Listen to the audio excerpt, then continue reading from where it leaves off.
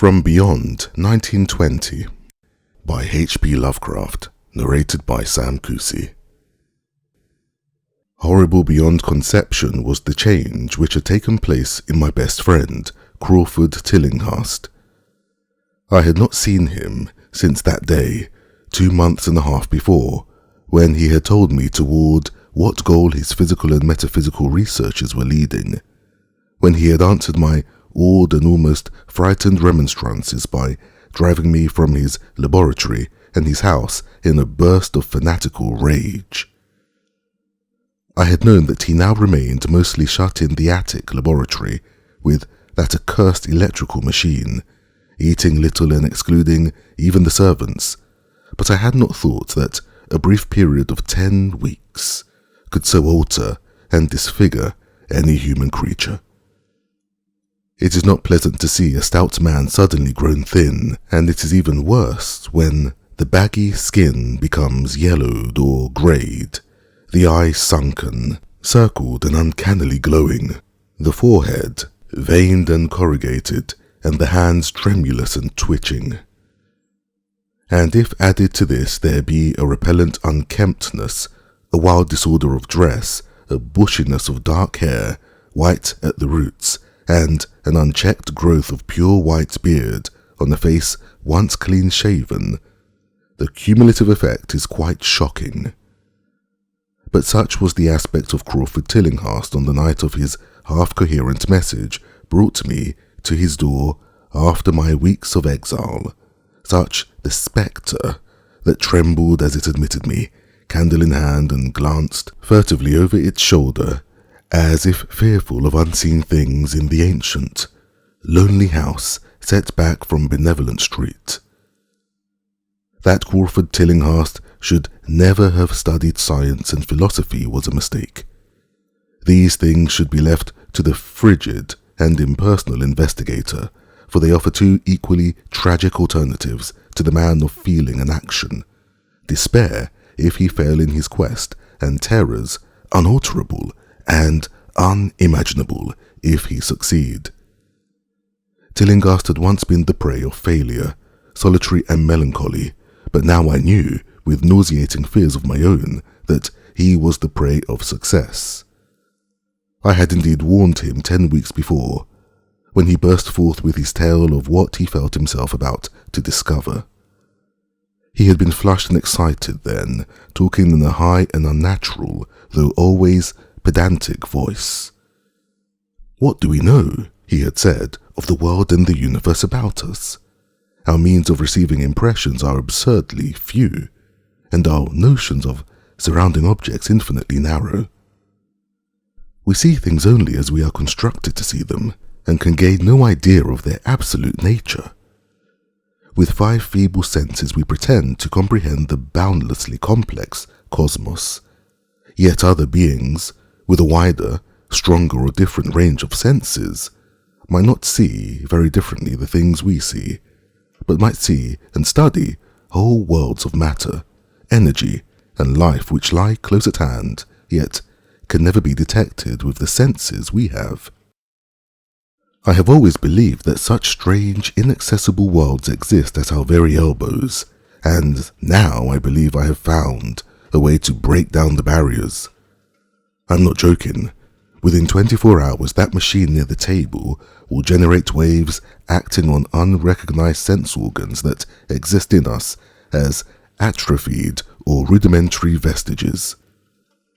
Those waves will open up to us many vistas unknown to man, and several unknown to anything we consider organic life. We shall see that at which dogs howl in the dark, and that at which cats prick up their ears after midnight. We shall see these things and other things which no breathing creature has yet seen. We shall overleap time, space, and dimensions, and without bodily motion peer to the bottom of creation. When Tillinghast said these things, I remonstrated, for I knew him well enough to be frightened rather than amused. But he was a fanatic, and drove me from the house. Now he was no less a fanatic, but his desire to speak had conquered his resentment, and he had written me imperatively in a hand I could scarcely recognize. As I entered the abode of the friend so suddenly metamorphosed to a shivering gargoyle, I became infected with the terror which seemed stalking in all the shadows. The words and beliefs expressed 10 weeks before seemed bodied forth in the darkness beyond the small circle of candlelight, and I sickened at the hollow, altered voice of my host. I wished the servants were about, and did not like it when they said they'd all left 3 days previously. It seemed strange that old Gregory, at least, should desert his master without telling as tried a friend as I. It was he who had given me all the information I had of Tillinghast after I was repulsed in rage. Yet I soon subordinated all my fears to my growing curiosity and fascination. Just what Crawford Tillinghast now wished of me, I could only guess. But that he had some stupendous secret of discovery to impart, I could not doubt. Before I had protested at his unnatural pryings into the unthinkable, now that he had evidently succeeded to some degree, I almost shared his spirit, terrible though the cost of victory appeared. Up through the dark emptiness of the house I followed, the bobbing candle in the hand of this shaking parademon man. The electricity seemed to be turned off, and when I asked my guide, he said it was for a definite reason. "It would be too much, I would not dare," he continued to mutter. I especially noted his new habit of muttering, for it was not like him to talk to himself. We entered the laboratory in the attic, and I observed that detestable electrical machine glowing with a sickly sinister violet luminosity. It was connected with a powerful chemical battery, but seemed to be receiving no current, for I recalled that, in its experimental stage, it had sputtered and purred when in action. In reply to my question, Tillinghast mumbled that this permanent glow was not electrical in any sense that I could understand. He now seated me near the machine so that it was on my right, and turned a switch somewhere below the crowning cluster of glass bulbs. The usual sputtering began, turned to a whine, and terminated in a drone so soft as to suggest a return to silence. Meanwhile, the luminosity increased, waned again, then assumed a pale ultra color, or blend of colors which I could neither place nor describe. Tillinghast had been watching me and noted my puzzled expression. "Do you know what that is?" he whispered. "That is ultraviolet." He chuckled oddly at my surprise.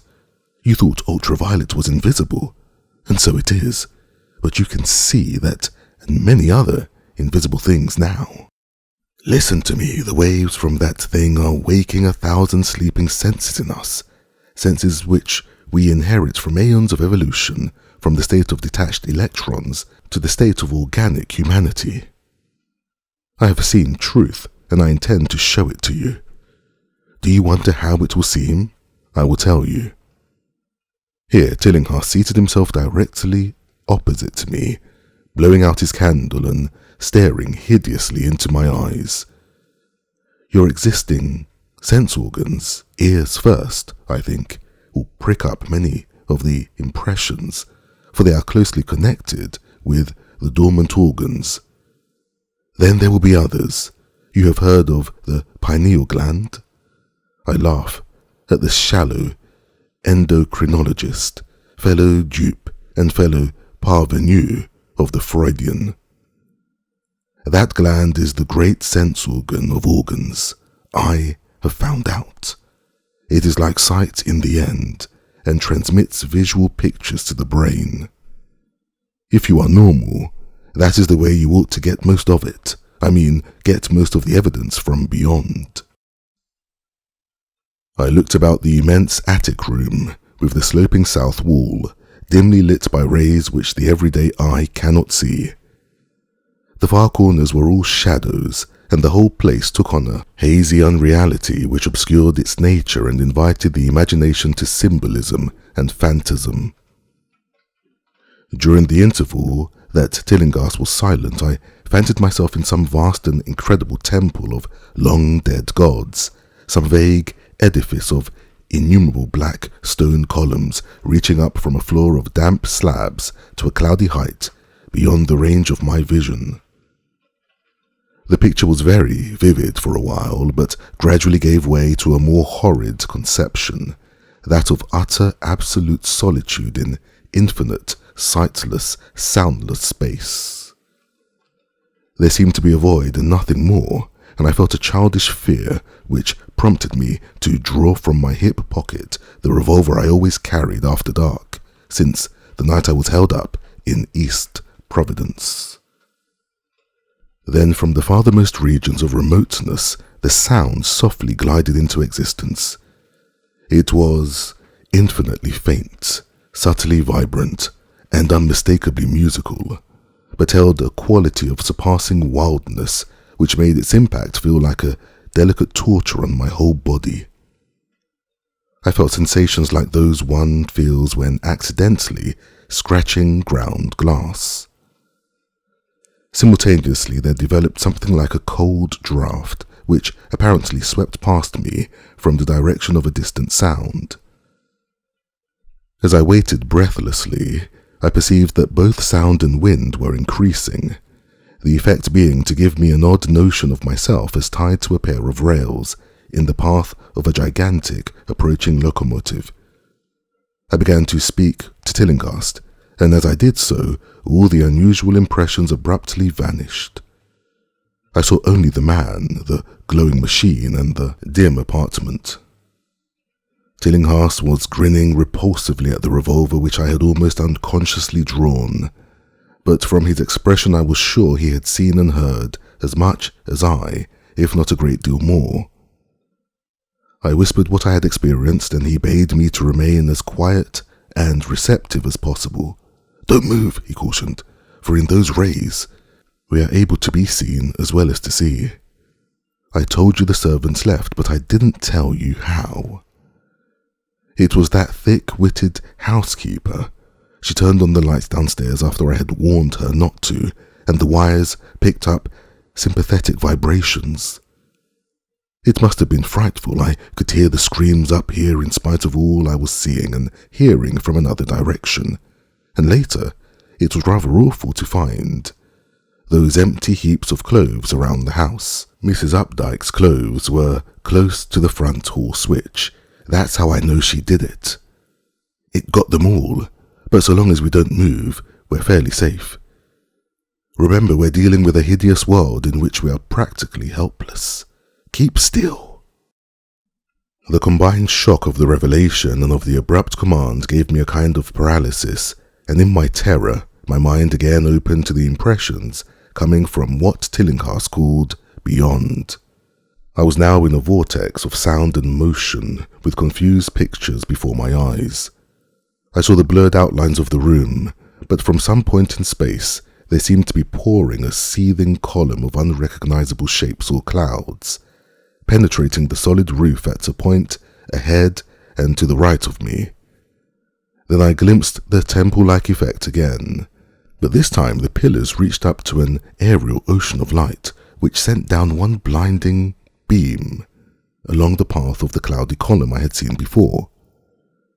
After that, the scene was almost wholly kaleidoscopic, and in the jumble of sights, sounds, and unidentified sense impressions, I felt that I was about to dissolve or, in some way, lose the solid form.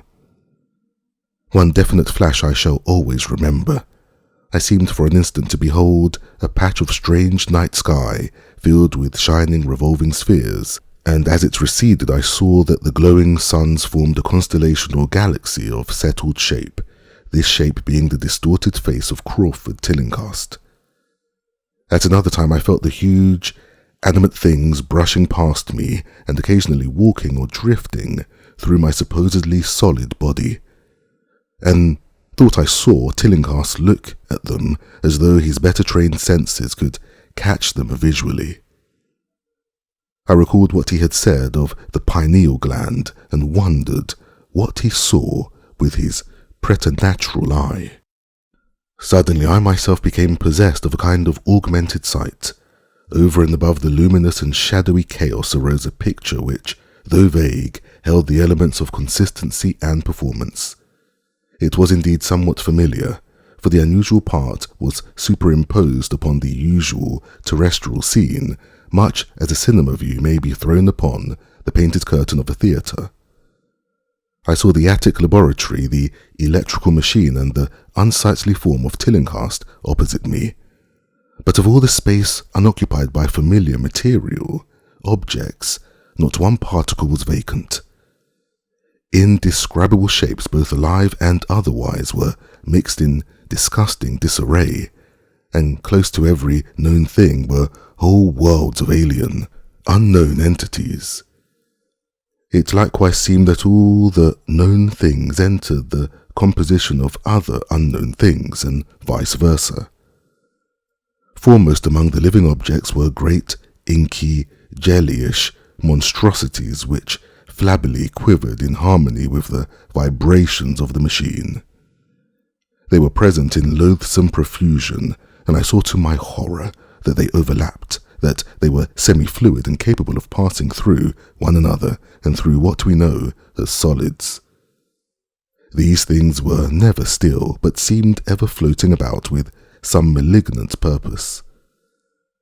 Sometimes they appeared to devour one another, the attacker launching itself at its victim and instantaneously obliterating the latter from sight.